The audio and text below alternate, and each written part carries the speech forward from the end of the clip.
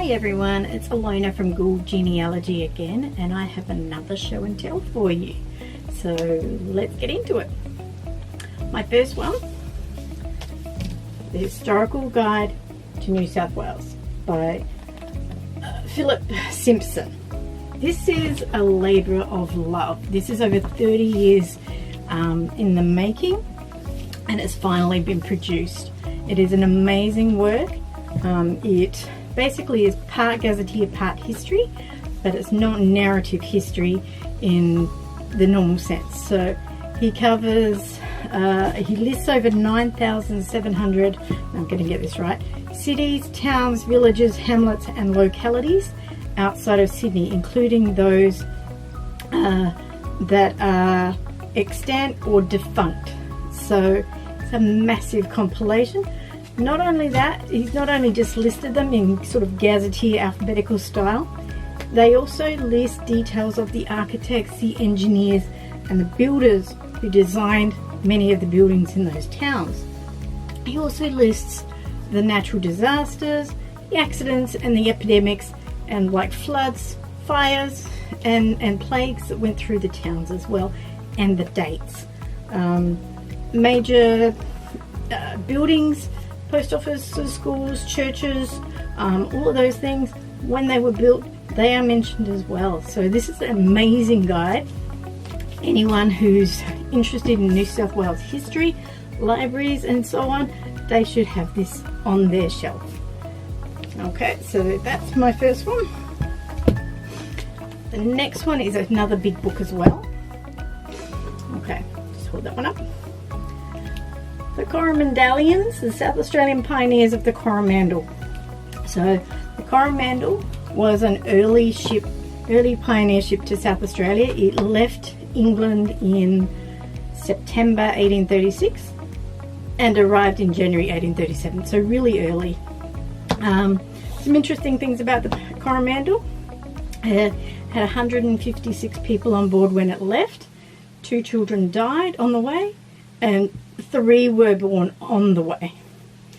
Apart from that, there were 10 crew. Once they arrived in South Australia, 10 crew deserted and they went up to the Adelaide Hills to hide out. That area is now called Coromandel Valley. Another fact about the particular voyage was it was claimed it was the first bank, as it had £10,000 on board to start the bank. Anyway, apart from that, this book tells you all about the voyage, and it also gives you over 100 biographies of those that were on the voyage. It's many of them, see if you can see that, many of them have photographs, and it's not just their early life, it's actually their whole life. So it's a solid book. There's a lot of information in there, so anybody interested in either that particular voyage or South Australian pioneers, that is a fantastic read. My next book, genealogists like hoarding, don't we? We like stuff. So this Downsizing with Family History in Mind is one that is proving popular because we do like photographs, documents, heirlooms. We don't like parting with them. So, but there does come a time when we have to. So it's not surprising that this book is actually proving really popular because we don't know how to get rid of stuff. This book actually helps us evaluate how to place importance on certain items. So, yeah, how to evaluate your possessions so you'll know what to keep and to preserve your family's legacy and what you can give away. So that is a really good book specifically for that particular topic. Now, who wants to write their family history? I admire anybody that does. It's a big job. But there's a difference between writing one and writing an interesting one. So many family histories, sadly, are just names and dates and places. That is the pure facts, but it can be made interesting. And Carol Baxter, Australian author and speaker and family historian, she actually tells you exactly how to do that with this book.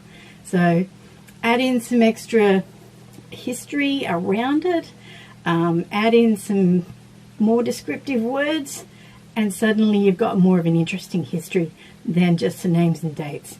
So if you're interested in actually writing family history and writing an interesting one, this is a good book for you. And the last one for you today, My Ancestors Workbook. This is a great book if you like to carry your family history with you. I know many people have it online and have it on apps, but still nothing beats having it in paper form.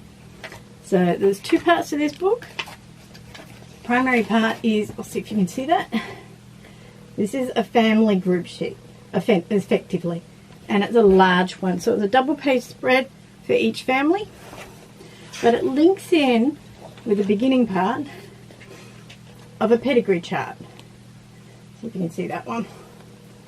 So every person is numbered and links to a particular page, so you can very easily see how much information you have on your great-great-grandma, and then see what you do have and don't have, and so on. So it's just a really good, easy fill-in book.